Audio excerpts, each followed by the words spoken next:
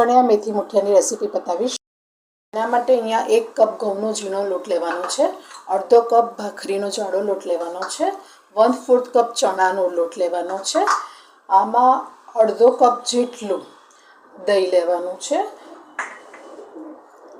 1 ચમચી મીઠું, 1 ચમચી હળદર, 1 ચમચી ખાંડ,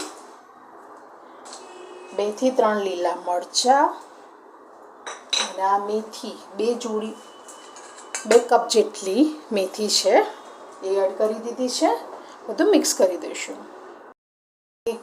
અડધી ચમચી જેટલું લાલ મરચું, 1 ચમચી ધાણા જીરું પાવડર, અડધી ચમચી જેટલો અજમો હાથમાં લઈને એને મસળીને એડ કરી દઈશું।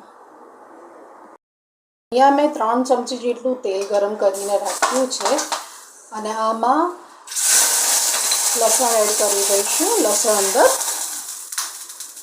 અને થોડું પાણી નાખીને આનો સોફ્ટ લોટ બાંધી દઈશું। માંથી થોડોક લુવો લીધો છે, આ રીતે હાથમાં તેલ લગાવી દેવાનું અને આવી તાંગડીમાં થોડુંક તેલ લગાવીને આ રીતે કરી દેવાનું। તો આ ટાઈપના બધા હું કરીને રેડી કરી દઈશ। સ્ટેન્ડ લીધું છે, હવે મેં સ્ટીમ પહેલેથી થઈ ગયું છે તો આ રીતે બધા મૂકી દઈશું અને 10 મિનિટ માટે થવા દઈશું। હવે આ સ્ટીમ થઈ ગયા છે તો એક પ્લેટમાં કાઢી લઈશ। અહીંયા મેથી મુઠિયાને વઘાર કરવા માટે મેં એક પેન લીધું છે, ગેસ ચાલુ કરી દીધો છે। આમાં 2 ચમચી જેટલું પહેલાં તેલ લઈ લઈશું। તમારે વધારે ઓછું કરવું હોય તો કરી શકો છો। ગરમ થઈ ગયું છે તો આમાં 1 ચમચી રાઈ, 2 ચમચી તલ,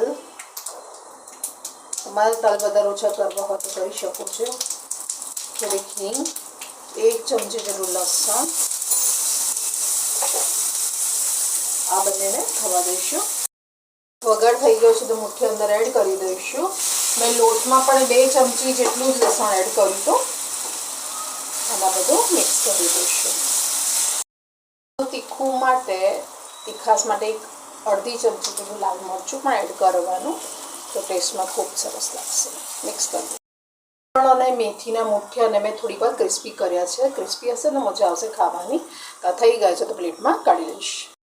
મેથીના મુઠ્ઠિયા બનીને રેડી છે, મેં સર્વિંગ પ્લેટમાં સર્વ કર્યા છે। તમને મારી રેસીપી કેવી લાગી? સારી લાગી તો લાઈક કરજો, કોમેન્ટ કરજો અને શેર કરજો। Thank you for watching.